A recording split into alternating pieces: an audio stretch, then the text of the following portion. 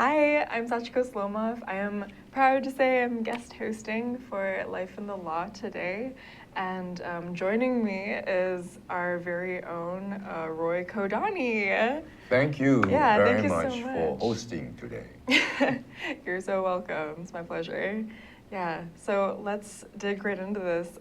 Roy, you are, you travel a lot. I do Right. travel a lot, and maybe for the sake of telling you what countries I've gone to, uh, and most of these visits are not pleasure, it's usually business. So most of my trips abroad have been Japan, China, which includes Beijing, Shanghai, Hong Kong, Macau. And then I have gone to Taipei, and the other place which I have gone, which was very interesting for me, was Mongolia. Right. Yeah. And so we're talking about business in Mongolia today because you've just recently came back from a trip there? The last trip was about 2 years ago, I believe. Oh, Yeah. okay. So it's not a recent trip, although the friends in Mongolia whom I have met, they keep in touch, and they want me to come back for some reasons that I will talk about later. Okay. Maybe to give the audience a little picture of it, I don't know if Zuri, our broadcast engineer, yeah, there we go. We got those photos you sent Right. of heads. That is truly for us. me on the camel. And then on the left corner, lower corner, that is the yurts that they talk about. And then the upper right photograph is a family whom I met at the Genghis Khan Museum. And the Genghis Khan Museum is out in nowhere. I don't know why they have a museum out in the so-called desert of above Ulaanbaatar, which is the capital of Mongolia. And the lower one are my two friends, the camel, Omar and his spouse, Mrs. Omar. Did you get to name them yourself? No. Oh my God. Yeah. Wow. Okay. So that was 2 years ago. About 2 years. Yeah, about 2 years ago. Okay. Cool. Well, thanks for sharing those photos. So what makes Mongolia different when you're doing business there? Well, let me take 2 steps back, Sachi, and tell you why I decided to go to Mongolia. Number one, I've always had an interest in Mongolia ever since I was a young boy. And I want to, and I still haven't had the time to go, is I'd like to go on the Silk Road from maybe Xi'an in China all the way to where the Uyghurs live. And I'd like to go as soon as I can. And my trip to Mongolia was prompted by the fact that I have a friend in Honolulu who is Mongolian. And, many people may not know, but there are many students from Mongolia who are attending Hawaii Pacific University, which many people aren't aware of. But they are students from Mongolia at HBU. And so one of the people I met in Honolulu, he had already graduated from HBU, but his sister was working and also a student at the school out at, where is it now? Out at, what is that, Brigham Young University?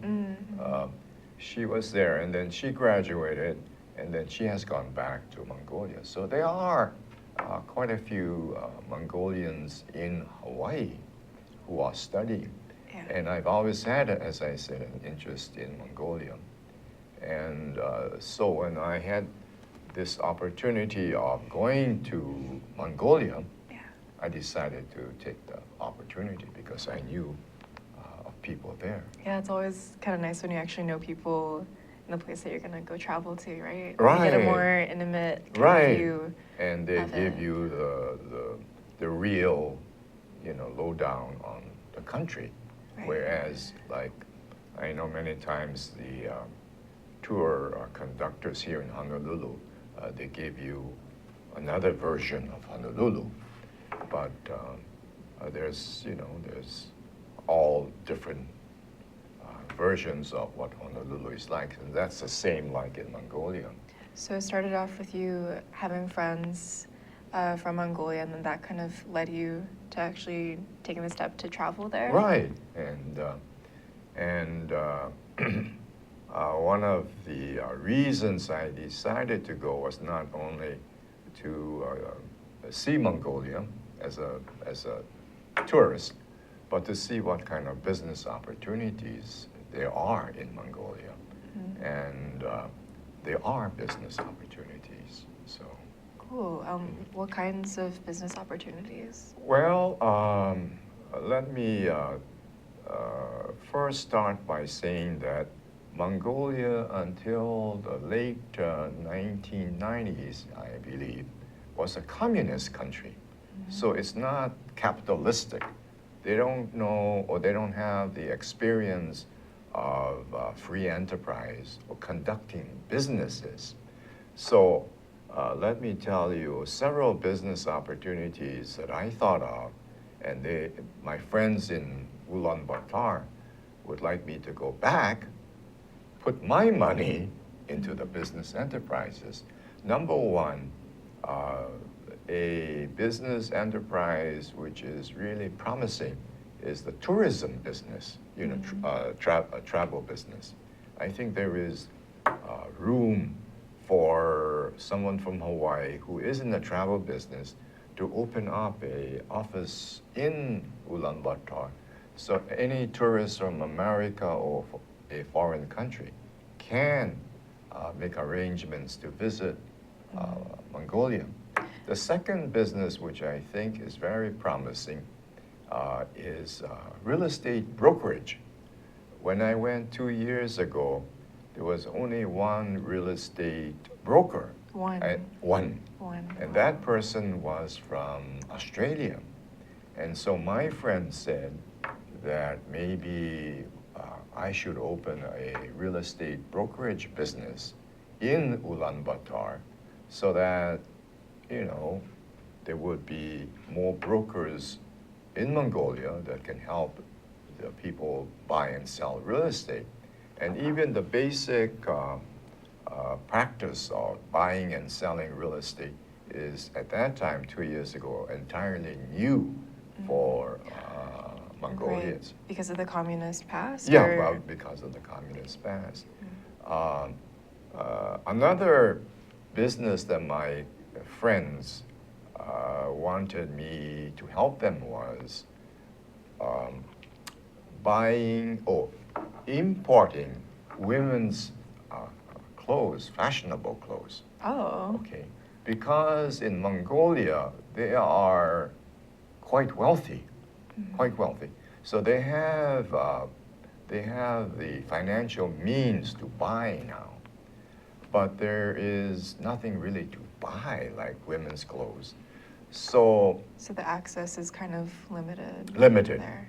So I did try to get some clothes from California, women's clothes, to sell to the Mongolian women, to my friends who were in the business or starting to do business. And when I approached the California women's fashion stores or departments, they said, "Why do you want to do that? Because we buy our clothes from China.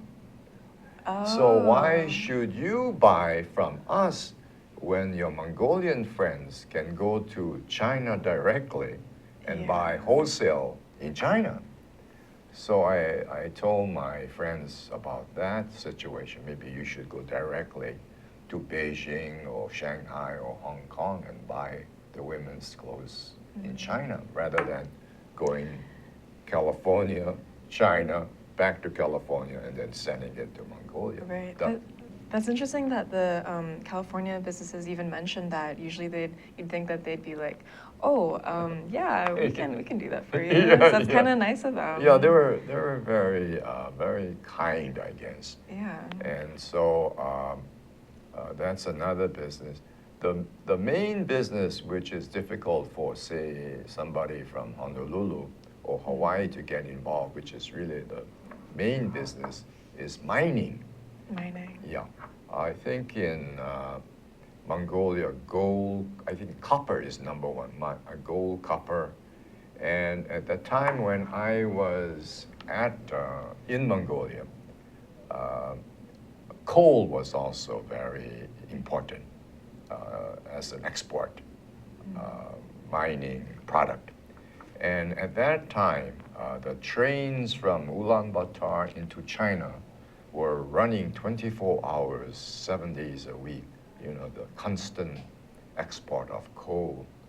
And if you are in Ulaanbaatar, let's say like in the winter, my friends would tell me, Roy, do you smell it? I said, smell what?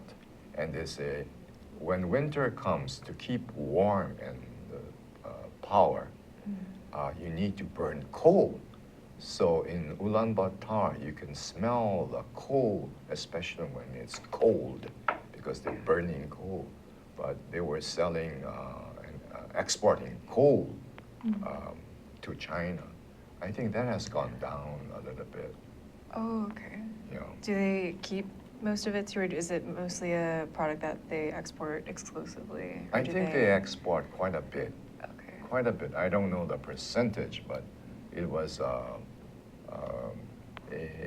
product that was selling and moving, as I said, 24 hours by train, 7 days a week. So it's an important product of Mongolia. Yeah, a good primary source. Oh, a good Right. primary source, yeah. So Ulaanbaatar is the main city of Mongolia, right? And it's Right. the capital. Right. Is there a lot of development around Mongolia? It doesn't seem like Good question. I understand, and I haven't confirmed it, the total population of Mongolia, I understand, is about 3 million people. Oh. So it's not a congested area with people, but the geography of Mongolia is wide and vast.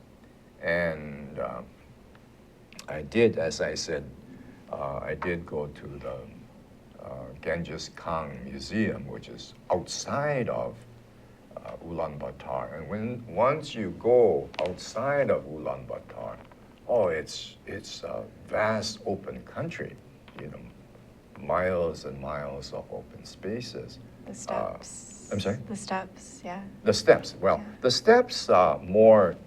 Ulaanbaatar is, I think, on the on the eastern part of Mongolia. The steppe starts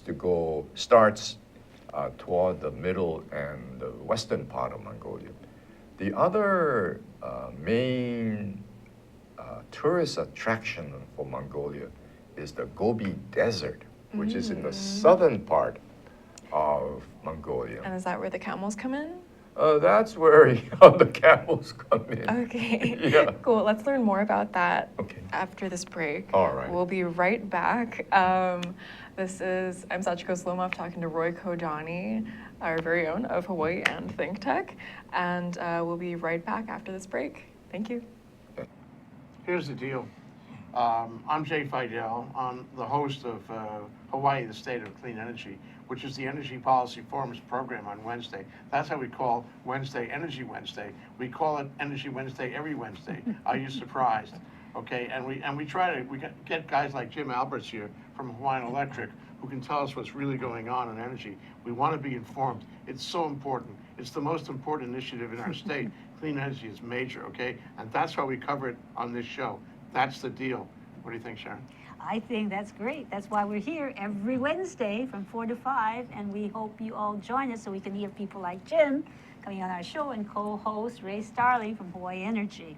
Okay, Jim, you've been here today. You've seen this. You heard what she said. What do you think? I think it's a tremendous opportunity for people to come together and talk about the issues. oftentimes there isn't a good forum to bring these key issues out into the public, and this is a tremendous way to go about it. And the activity of this show is essential to keep talking about energy, because as you said, it's such an essential part of our lives that we need to pay attention to it, and we need to think about the future. Okay, Ray, your turn. Well, this is a special time in the history of Hawaii where we're making some pretty radical changes in the way we use energy and generate energy. And this show is the one place you can count on coming to every Wednesday and hearing something about the latest issues that are on the table, being discussed, that will affect us all going forward. So come join us, and if you have some ideas you want to share with us about energy, give us a call and let us know. We'll put you up here and let you talk for an hour. So come see us. Thanks, Ray. Thanks, Sharon. Thanks, Jim. It's great to be, from ThinkTech's point of view, it's great to have this show. We love the show. It's our most important show. So come around and listen to us 4 to 5 on Wednesday. Thanks a lot. Bye. Aloha. Aloha.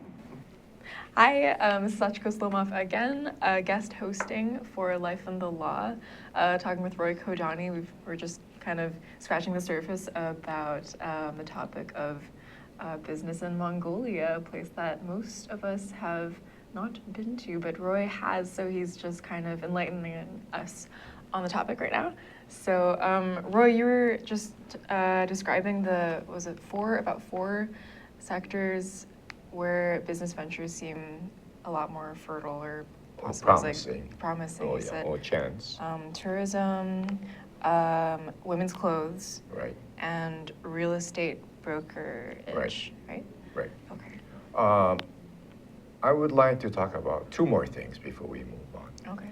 One is in Ulaanbaatar, from the hotel where I was, if I looked around, there were a lot of real estate developments, construction of new condominiums. Mm-hmm.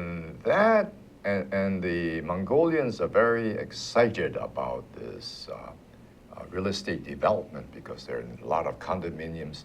They can invest in the new condominiums, hope that the prices go up, and then they can sell it. Mm-hmm. But there's a danger to that, like again in Hawaii when we had an over-construction of condominiums. Then if there are too many condominiums, there aren't enough investors, and so the market sort of drops. Mm. So, and you don't want to collapse like I have informed my friends that they should be very careful about investing in some of these new projects, because if the timing is not correct, then they might suffer some losses. The other thing that I wanted to also mention, besides the ones I have talked about, another opportunity, and I've spoken to some physicians about it, is that the Ulaanbaatar people, or the people living in Ulaanbaatar, said that another great opportunity is for medical clinics. Mm-hmm. Where they can have American-type physicians and specialists going into Ulaanbaatar. Because right now, the medical facilities are not as sophisticated as the medical facilities in Hawaii or the United States. So I have spoken to several physicians, but the thing that makes it hesitant for these physicians is I'm not sure about how the licensing works, but for these physicians to go to far away Mongolia when they're not familiar with it is a risk. So they have said they would think about it, and none of them have come back to me and say, yes, we're ready to go. Yeah. There's a risk of going somewhere where you don't know. Right. Unless you are a nonprofit organization, like Doctors Without Borders or whatever. But Because they have the support system of their right, organization to back them up. right. Another thing which I should mention before I move on is, as I said, many of the Mongolians are very wealthy. They have a lot of cash to buy things. But the roads in Mongolia Yeah. is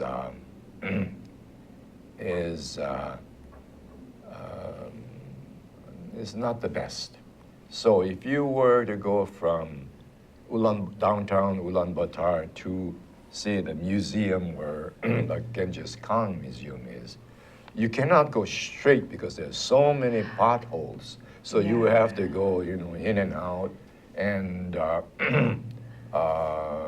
to get there maybe double the time that you would spend if you were on a road in Honolulu. Of course, the roads in Honolulu are not that much better. No, they're not Yeah, they're not perfect. better.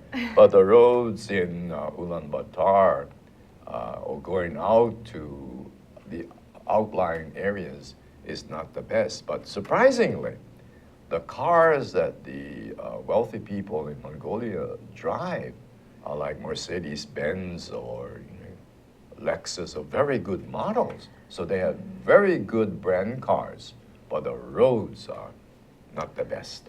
Yeah. Well, that's interesting because Mongolia is historically has more of a nomadic culture, right? Right. So you would kind of think that their roads might not be so perfect because they didn't have that. Weren't they mostly on camel or horses before? Right. So it's maybe that sounds like a cool case study because places like LA, it was kind of more founded on the road, or it was almost built upon the idea of the car. But Right. in Mongolia or in Ulaanbaatar, it's Well, if you go out to the rural areas, it's really an ancient road that they continue to use. So it's not like a H1 or H3. It's not the best of roads or highways. still sounds beautiful. Oh, the geographic area of Mongolia is really nice. I would like to go back again. And if I can just interject here, one of my main friend in Ulaanbaatar, his aunt is a lawyer. And maybe it's a good time for us to talk about law in Mongolia. Law in Mongolia. And so his aunt had, I believe, 5 attorneys practicing. And it was very interesting for me because of the 5 attorneys, one spoke Mandarin and one spoke Japanese. And when I was there at that time, she was getting ready to go to Tokyo University to continue her study in law. And like many other instances in the past for me, I spoke to her in Japanese. So we had a communication that was easy to understand for her and for me instead. Because the Mongolian language is a very difficult language. It's not like Chinese, So I try to learn the basics like good morning or thank you. It's hard. I imagine. Did It's you a hard- learn throat singing while you were there? Do you know about that?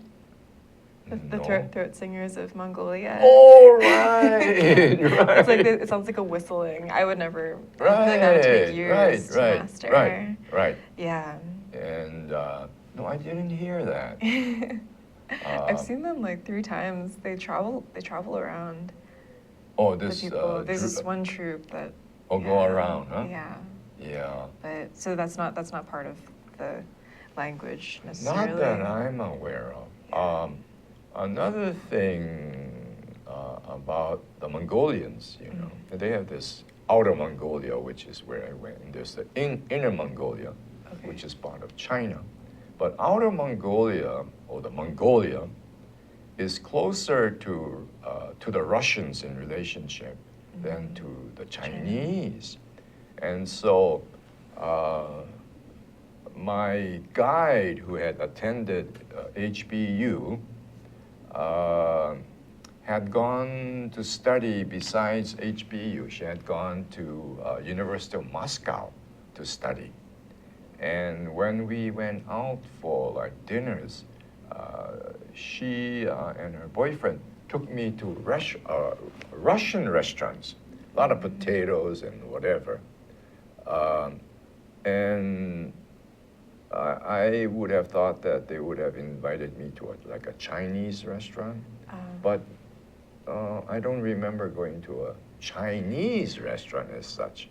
But we went to several Russian restaurants. Well, it seems like the whole mixing of cultures there is really unique because it's like Mongolia is settled right between Russia in the north, right, and China in the south. Right. So it's like I don't know, what is the culture itself though like? The culture itself, I think, is like. Can help us understand business and law too. Yeah, how they operate. The understanding, as I said, it was a communist for many years, so it's still a learning process for them. But I think they're getting more accustomed to the standard international form of business the more they start learning. And I think it's a learning process for them. And they're are they a federal republic now? Because they're not a communist. No, it's not a communist country anymore. And they kept on saying it was a democracy. So, I don't know what form of democracy, but it's a democracy with the elected president and, I don't know, there's a prime minister. On that point, a very interesting thing is this law firm where I went, one of them was someone who was a male from the western part of Mongolia. And I understand I didn't have the time, but I want to do that the next time. And I want to go with this man because he invited me. The western part of Mongolia, I understand, has a lot of rivers, a lot of lakes. So on the eastern part where I was, where I had gone, was all dry and desert. The western part, I understand, there are a lot of lakes, rivers, and whatever. And this man that is he's one of the lawyers in this firm, said, why don't you come? So I'd like to go and see him. And when I went, he had just bought a newspaper company.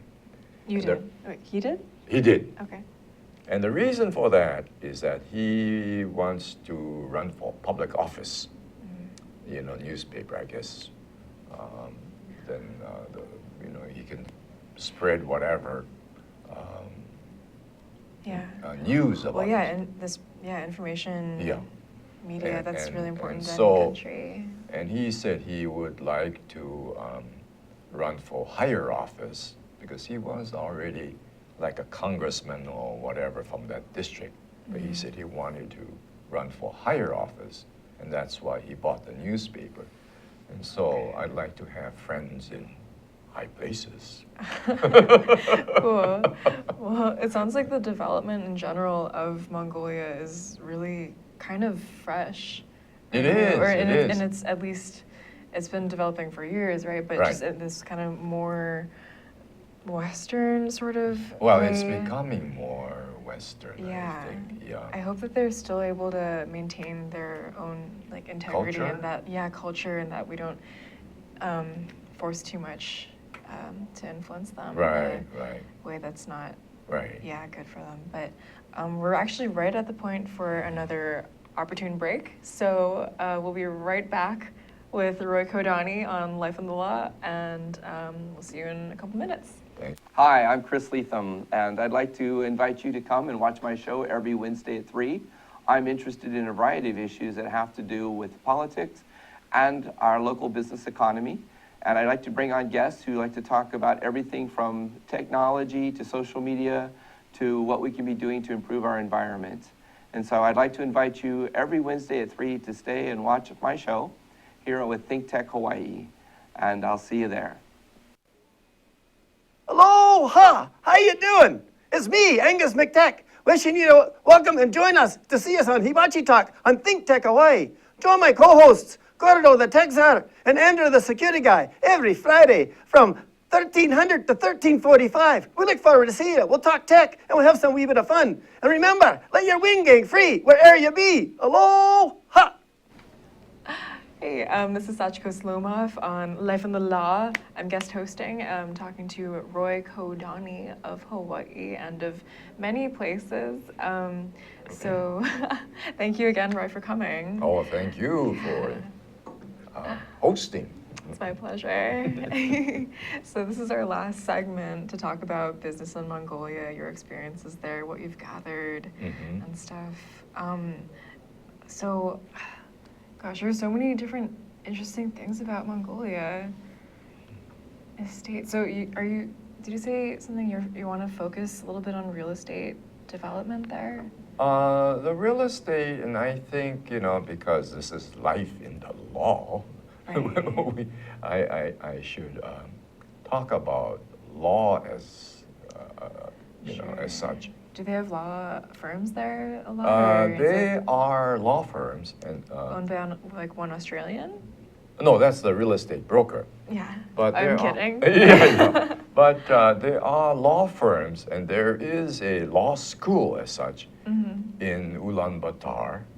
Oh, that's yeah. cool. Okay. So when and Ulaanbaatar is a compact city, so you can kind of walk around, and there's the hotels, there's the capital area where the government offices are, and next to the capital government offices, there's the University of Ulaanbaatar, I guess, and the law school is there. And also close by is a major Buddhist temple, I guess. And you may know, but the Buddhism in Tibet is close to the Tibetan Buddhism. Okay. And so when I went to several temples, my guide told me that these are really Tibetan Buddhism, and so I learned. And then there were statues of Buddhist whatever, and they were essentially Tibetan Buddhism statues. So Do you feel like that Tibetan Buddhist history kind of influenced the values system of I people think there? they did, I think they did. And some of the temples are major temples, so they're huge in like in Ulaanbaatar. The one that I went to in the Ulaanbaatar was quite large. Oh, another thing is that because there's so much land available, you can build a temple and it can be quite large and extensive. I told my friends, some of these places which are close to the government offices, they're all vacant now. I said, you should buy it now because the price is going, there's going to be a demand for real estate around the government offices, and the price is going to go up, and let's see what happens. Cool. I don't think. I think you have to be a Mongolian to own land, and if I remember correctly, if you form a company, if I am correct, I think 51% of the company has to be owned by Mongolians. So- 50% for it to be a company that's legitimized by Right, the to government. buy land in Mongolia. Oh, okay. Yeah. Oh, okay. Okay. Yeah. So that might be a little bit hard for foreign investors. Yeah, well, if you're willing to take a 49% interest in the company, that's okay. But then you'll be a minority owner of the company. Right. So there's, Yeah. some danger to that. Right. But then it's kind of good for the Mongolians, Oh. right? And their Oh, business. yeah. Yeah. Obviously, yeah. Right. Yeah. Cool. Do you feel like that they're encouraged by the government or just by their cultural values anyhow, or just by the needs? I don't to know set if that the up? government is encouraging the Mongolians to get foreign capital. Mm. That part I'm not too sure. Yeah. Yeah. But the land, there's acres and acres of land. Right. But if they find that there are maybe copper and gold and whatever minerals, underneath the land out on the outskirts of Ulaanbaatar, those lands are going to become expensive too. So. Mm. So I remember you said that there's a lot of wealth in Mongolia, right? Right. But do you feel like they're actually kind of a very satisfied people? So do they really desire like women's clothes, for instance? Is that kind of maybe more of a drive or a need that they want, or is it kind of more people are coming in to the country and saying, "Hey, look at this, you can buy this," or? Good question. My analysis, and I thought about this too, is that it is like any other society. The society that I see, because of my friends, they're educated and, they have nice homes, nice cars. But at the same token, when I hear or read, many of the Mongolians, as you mentioned earlier, are nomads. Right. So they live out in the countryside, and they're not used to the urban life. And so they're caught now where the economy of the country is getting more urbanized and not based on the sheep, mohair sheep or whatever, what is it, the nice Camels. camel or whatever. So I may see the wealthy Mongolians, but at the same token, out in the country, there might be the still nomads living in yurts and whatever, and so there might be a upper class, middle class, and maybe a lower class of Mongolians. But the lower class Mongolians, I didn't have a chance to, see them or associate with them. Yeah. Yeah, but in general, it seems like there's so much opportunity There there is, for sure. I think there is. Yeah. And if someone is astute and prudent, there might be other opportunities that, I didn't dawn on me yet, but there might be. Yeah, I'm even thinking about how you said tourism is one kind of fertile Right. business Right. venture, right? So how tourism could actually almost encourage more people to come, like doctors, Right. to set up things. But it's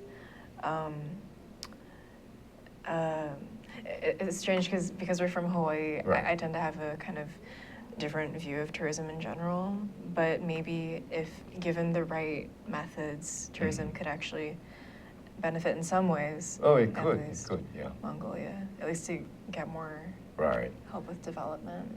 And if the Mongolians, really studied tourism in Hawaii, then you can attract tourists. And if you attract tourists, you need hotels, you need the service business, you need more taxis maybe, and it can multiply into a very large industry of its own, like Hawaii, you know. So, and it's a clean business. It doesn't burn coal. It doesn't, you know, not too much. And because it seems like a newer thing, they can at least help shape it to be a cleaner Right. enterprise And that isn't too environmental. exploitive too, or Yeah. culturally also. Right. Yeah. And then if the leaders of the tourist industry, you know, emphasize the environment and Do you think they're interested in that? I don't know. I really Yeah. don't know because I think they're not aware of it themselves yet. Yeah. So if many of the younger students who come to Hawaii learn about clean tourism, Yeah. then they go back That'd be great. and then you know it's a nice industry to get involved in. Yeah.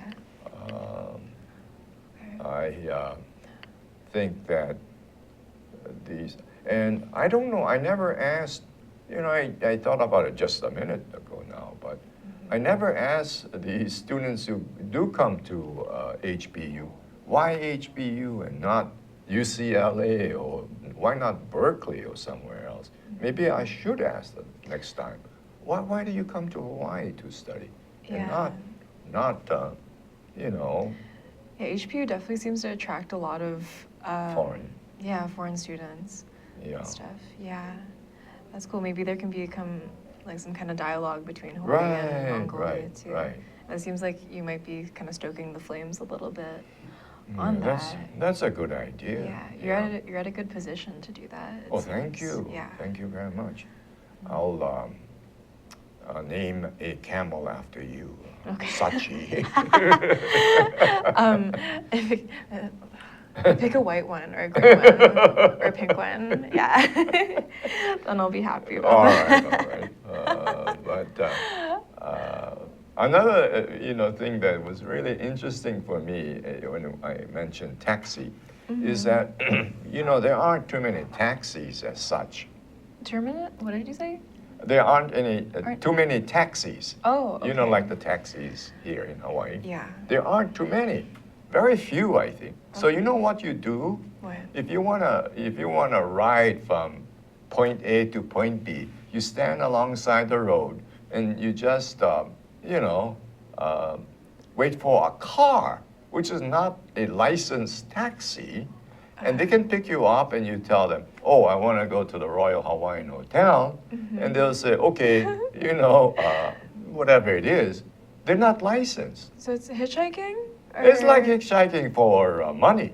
You know? Oh, okay. Yeah, so That seems fair. that's fair. And Yeah. the only thing that I thought about, which what if there are, you know, bad people who might take you, you know, instead of to the Royal Hawaiian, they might take you somewhere else. But I guess it's a trustworthy enough system that people, you see them standing alongside the road, hitchhiking or wherever for a fee.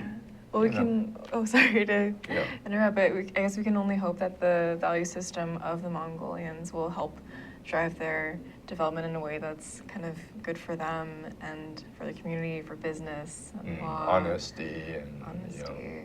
Yeah. So you seem like the guy that people should talk to if Well, they. it would be interesting, and I would like to go again maybe next year. Yeah. The winter season starts October 1st, and I think it goes to the end of May, so it's a long winter season. So maybe I'll go again and see what kind of other business opportunities there are. Yeah. Yeah. Seems like there's a lot, for sure. There is, and there is, you know, probably more opportunities. Cool. Well, thank you so much Oh, for thank talking you. with us, Thank Roy. you. I appreciate talking about Mongolia, and let's see when I go and return, maybe we can talk about it more. Great. And Roy is here every week on ThinkTech for now. Great. And Thank you very so much. thank you very much Bye. for talking. Yeah, thank you. you.